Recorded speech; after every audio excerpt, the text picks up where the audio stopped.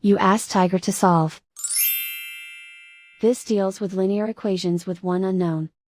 The final result is x equals 17/3. Let's solve it step by step. Simplify the expression. Expand the parentheses.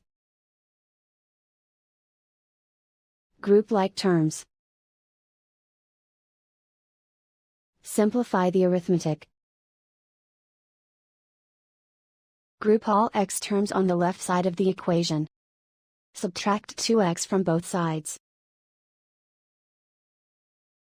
Group like terms. Simplify the arithmetic. Group like terms. Simplify the arithmetic.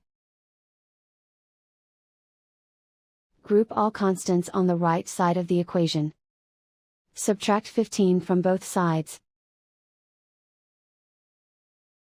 Simplify the arithmetic.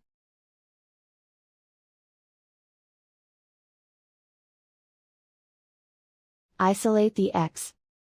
Divide both sides by -3.